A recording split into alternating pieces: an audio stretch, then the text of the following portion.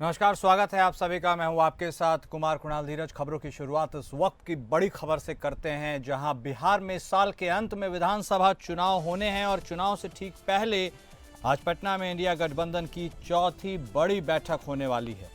इसमें गठबंधन के घटक दल यानी आरजेडी, कांग्रेस, वाम दल और वीआईपी के नेता शामिल होंगे।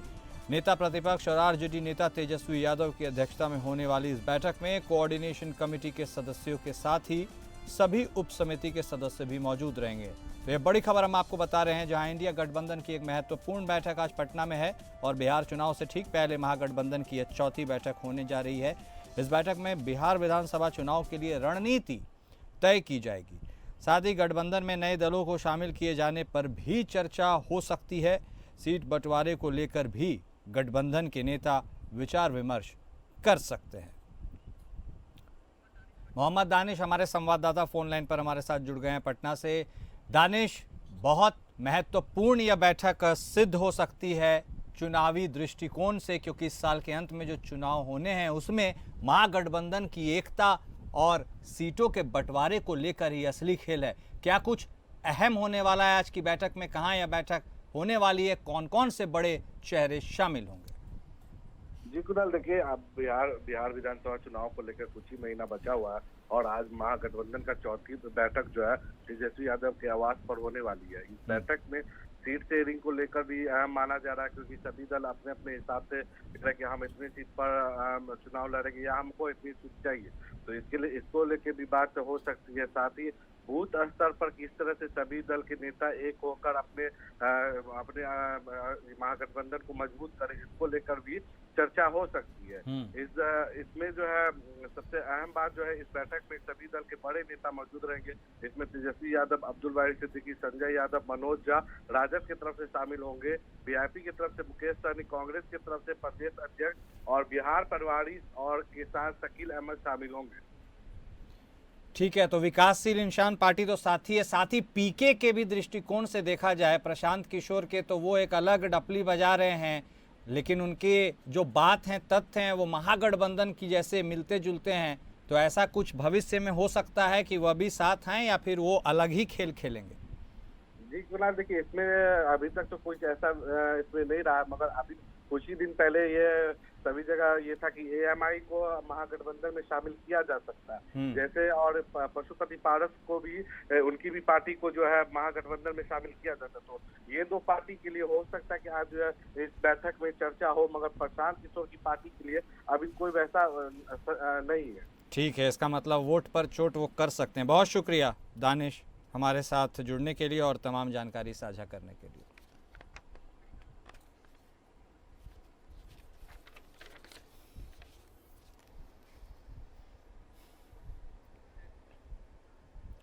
इस बीच अगली बड़ी खबर अब उत्तर प्रदेश से, जहां उत्तर प्रदेश में भी 2027 में विधानसभा चुनाव होने हैं और समाजवादी पार्टी ने उत्तर प्रदेश विधानसभा चुनाव के लिए अभी से तैयारी शुरू कर दी है। समाजवादी पार्टी के अध्यक्ष अखिलेश यादव के निर्देश पर कुशीनगर छोड़कर सभी जिलों की कार्यकारिणी भंग कर दी गई है। समाजवादी पार्टी के संगठन में बदलाव लोकसभा चुनाव परिणाम के बाद किया जा रहा है, जिससे पार्टी में एक व्यक्ति एक पद के सिद्धांत का पालन किया जा सके। तो यह बड़ी खबर आपको बता रहे हैं, जहां समाजवादी पार्टी भी यूपी में चुनाव को लेकर अब तैयार होती चली जा रही है। कुशीनगर छोड़कर सभी जिलों की कार्यकारिणी भंग की गई है और अखिलेश यादव के आदेश पर ऐसा हुआ है। अब समाजवादी पार्टी में भी एक व्यक्ति एक पद के ही सिद्धांत का पालन होगा। विशेष संवाददाता हमारे आनंद सिंह हमारे साथ फोन लाइन पर जुड़ गए, उनसे बातचीत करेंगे।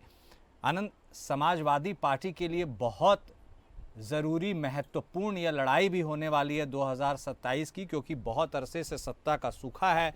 बड़ी पार्टी है, उत्तर प्रदेश के दृष्टिकोण से लोकसभा में अच्छा परिणाम था, इसीलिए क्या अब अखिलेश यादव फुल एक्टिव नजर आ रहे हैं ताकि 27 में एक बार फिर से कहीं वह कमल को अच्छी कड़ी टक्कर दे सके? और ये जो एक व्यक्ति एक पद का सिद्धांत है, यह क्या है? तो देखिए कुणाल, समाजवादी पार्टी ने जो उसकी कार्यकारिणी थी, जिला कार्यकारिणी सभी जिलों में भंग कर दी है।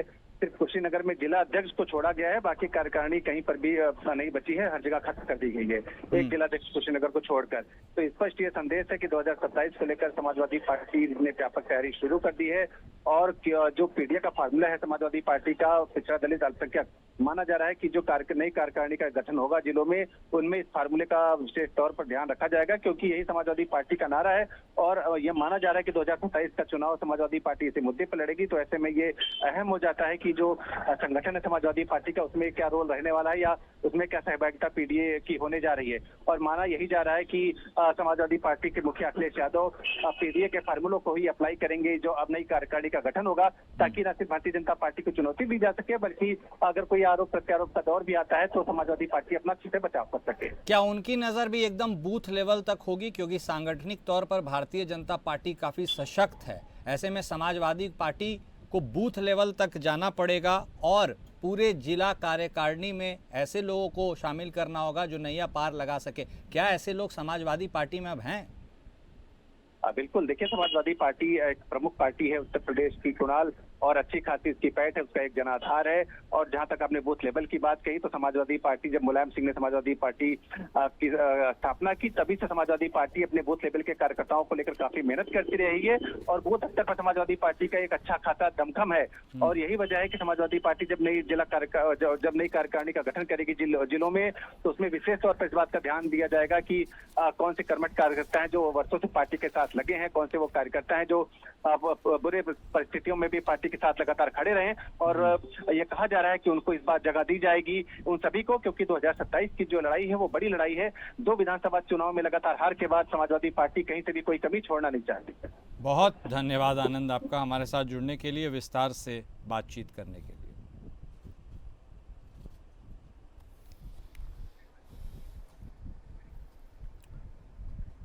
अगली बड़ी खबर बिहार की राजधानी पटना से आ रही है, जहां पटना में पुलिस पर जानलेवा हमला हुआ है। इस बार वाहन चेकिंग कर रहे पुलिस कर्मियों पर यह हमला हुआ।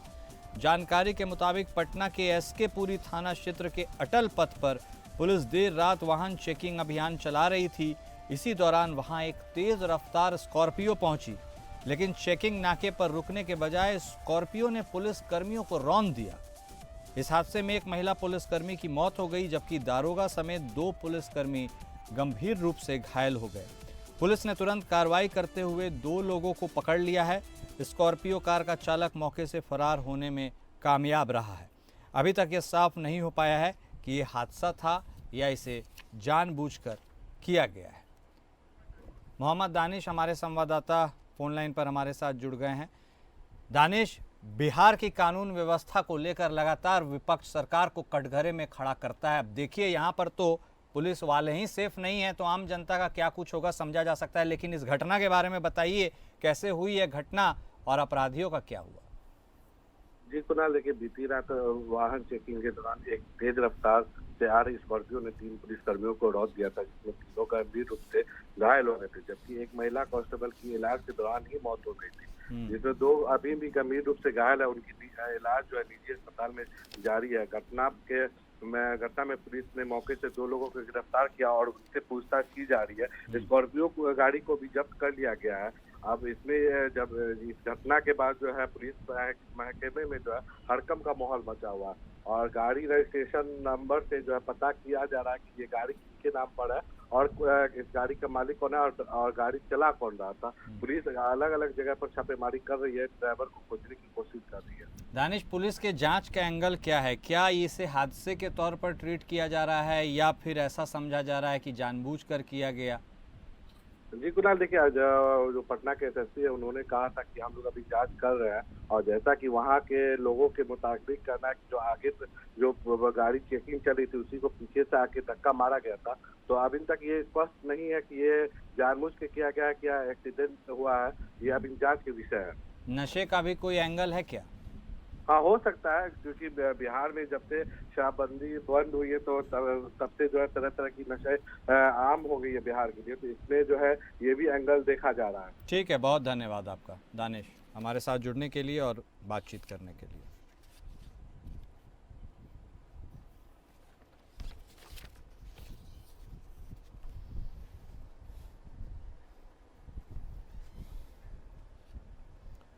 और इस बीच अगली बड़ी खबर आ रही है, जहां पाकिस्तान के लिए जासूसी करने के लिए आरोप में गिरफ्तार किए गए कासिम और हसीन को आज दिल्ली के पटियाला हाउस कोर्ट में पेश किया जाएगा।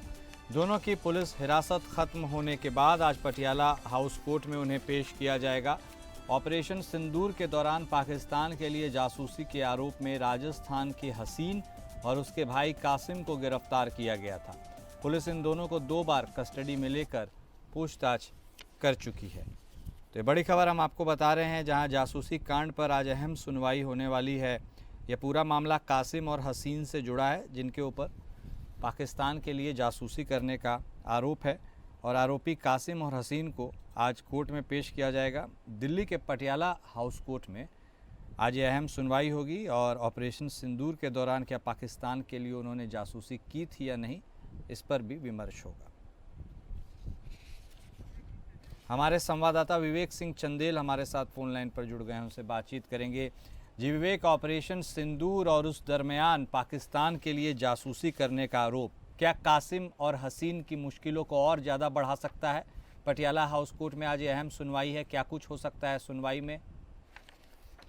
कुणाल, दरअसल अगर देखा जाए तो इस मामले में जो आज पेशी होने वाली है कासिम और हसीन की, इन दोनों को पिछली बार सुनवाई में 7 दिनों की पुलिस हिरासत में भेजा था, उसके बाद इनको पेश किया जाएगा। पिछली बार सुनवाई में कोर्ट में जो पुलिस थी उसकी तरफ से ये जानकारी दी गई थी कि जो ये रिमांड थी, इस रिमांड से पहले वाली रिमांड में जो बातें नहीं गई थी उसके बारे में डिटेल बताया गया और ये बताया गया कि कैसे कासिम ने 3 सिम जो इंडिया से खरीदे थे और उसको लेके वो पाकिस्तान गया था और पाकिस्तान के जो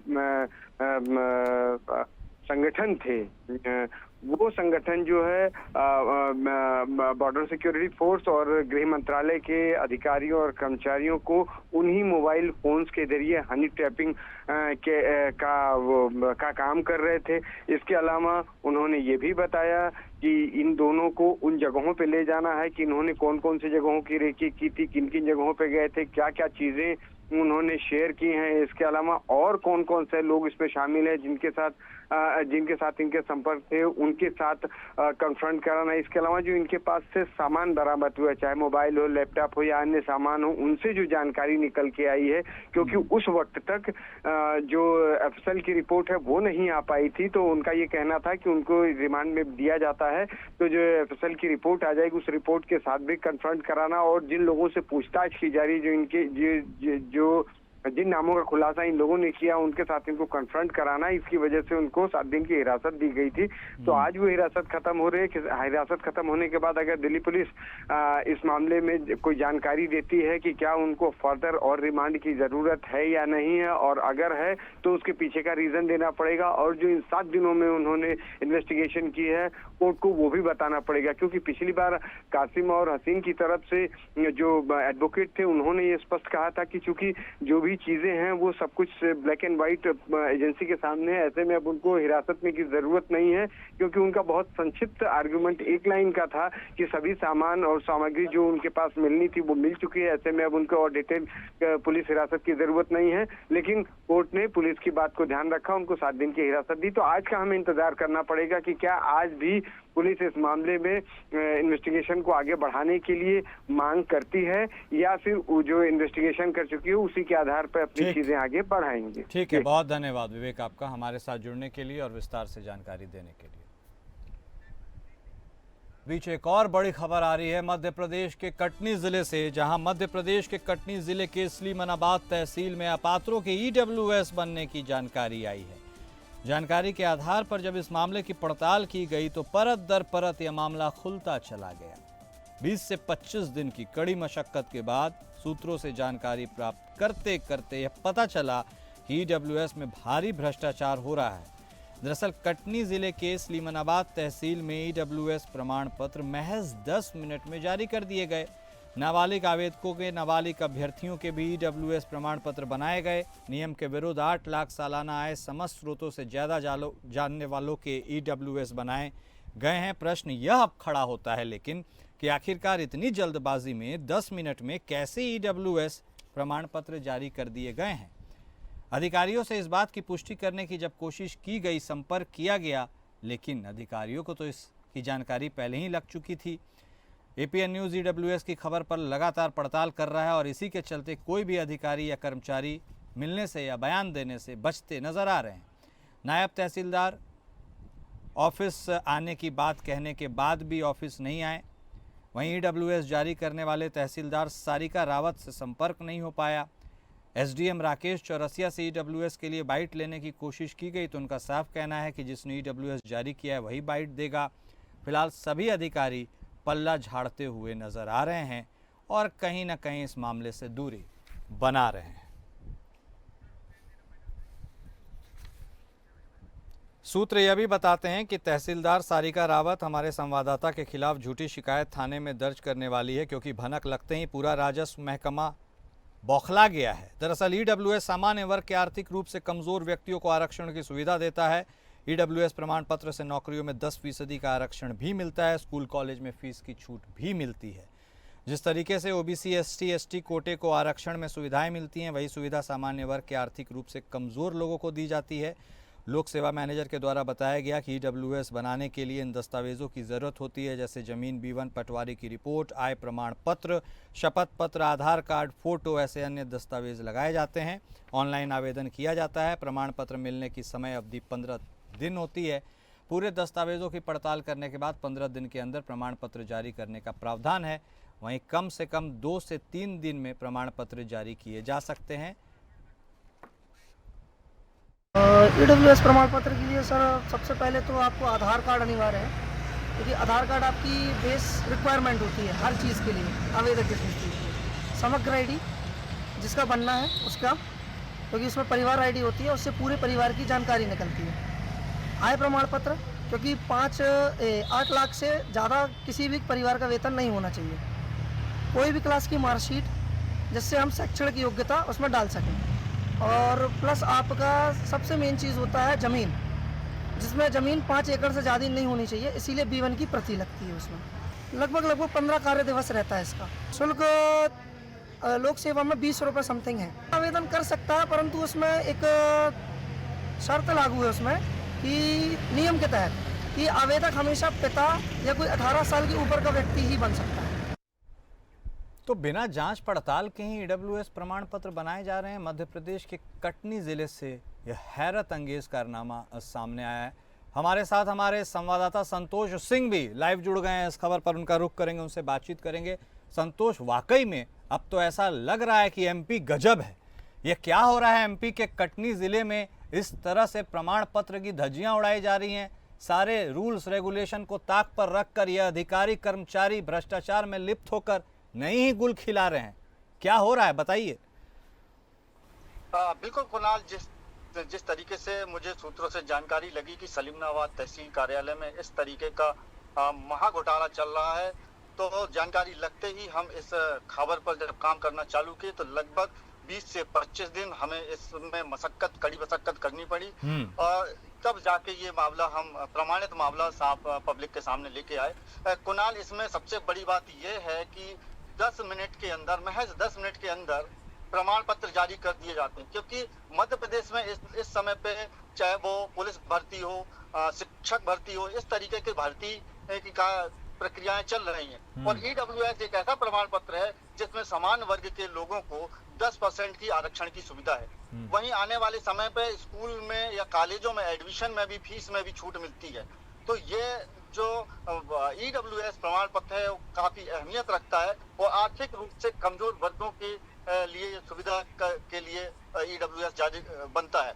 लेकिन सलीमनाबाद तहसील की बात की जाए तो यहाँ पर नाबालिग अभ्यर्थी की, जबकि कोई प्रावधान है शासकीय नियम में कि 18 वर्ष से कम की आयु वाला किसी भी प्रकार का आवेदन नहीं कर सकता। ईडब्ल्यूएस तो दूर की बात है। तो यहाँ ईडब्ल्यूएस भी 18 वर्ष के कम आवेदन कर रहे हैं, वही आवेदक के प्रमाण पत्र भी जारी किए जा रहे हैं। यूं कहा जा सकता है कुणाल कि यहाँ आंख बंद करके सारा खेल चल रहा है। सिर्फ 10 मिनट से लेके आधा घंटा सेम डे में, एक ही दिन में। अब प्रश्न ये उठता है कुणाल कि एक दिन में लोक सेवा से या एमपी ऑनलाइन से केस आ भी गया और आने के बावजूद उसमें जांच भी हो गई और जांच होने के बाद ये सारी चीजें हो गई। जी। नायब तहसीलदार नामदेव ऑफिस नहीं आ रहे हैं, तहसीलदार सारिका रावत से संपर्क नहीं हो रहा है, एसडीएम साहब बाइट लेने की बात की जा रही है, तो जो कह रहे हैं जारी किया है वही देगा। तो ये कहा जा सकता है क्या इकोनॉमिक वीकर सेक्शन के लिए जो प्रमाण पत्र ये बनाया जाता है अब ये भ्रष्टाचार की भेंट चढ़ चुका है? एमपी में कटनी में कम से कम कहाँ ही जा सकता है? बिल्कुल कुणाल, कटनी मध्य प्रदेश का एक ऐसा शहर और कटनी जिले का सलीमनाबाद एक ऐसी तहसील होगी जो 10 मिनट में ईडब्ल्यूएस जारी कर रहा है। किसी भी इसके पहले भी इसी तहसील में जब हमने डाटा निकाला और जानकारी ली तो सारिका रावत जो प्रभारी तहसीलदार है, इसके पहले जो भी तहसीलदार थे, किसी ने भी इस तरीके के प्रमाण पत्र जारी नहीं किए हैं। नियमानुसार सभी ने जारी किए हैं, बाकायदे दस्तावेजों की पड़ताल करने के बाद जो एलिजिबल है उन्हीं के प्रमाण पत्र जारी हुए थे। लेकिन यहाँ एलिजिबल तो दूर की बात है, यहाँ कुछ समय सीमा ही निर्धारित नहीं है। वहीं जब हमने अधिकारियों से बात करने की बात की तो सारे अधिकारी कतराते हुए नजर आए। एसडीएम ने राकेश चौरसिया जी ने हमारा फोन उठाया, मगर उन्होंने साफ कह दिया कि जिसने प्रमाण पत्र जारी किए हैं उसी से आप वाइट लें। तो कुल मिलाकर कुणाल सारे अधिकारी बसते हुए नजर आ रहे हैं और बड़ा भ्रष्टाचार ये खुला है कटनी जिले की सलीमनाबाद तहसील से। अगर इस पे काम किया जाए तो हो सकता है मध्य प्रदेश में ईडब्ल्यूएस का बड़ा मामला सामने आ सकता है। कुणाल, जरूरत है कि जिम्मेदार अधिकारी और जिम्मेदार मंत्रीगण इस पूरे खबर का संज्ञान लें और यह सुनिश्चित करें कि जो पर्पस है इस पूरे ईडब्ल्यूएस के स्कीम का उसके साथ न्याय हो सके। बहुत शुक्रिया संतोष हमारे साथ जुड़ने के लिए, विस्तार से बातचीत करने के लिए। और फिलहाल इस बुलेटिन में अभी के लिए बस इतना ही। नमस्कार।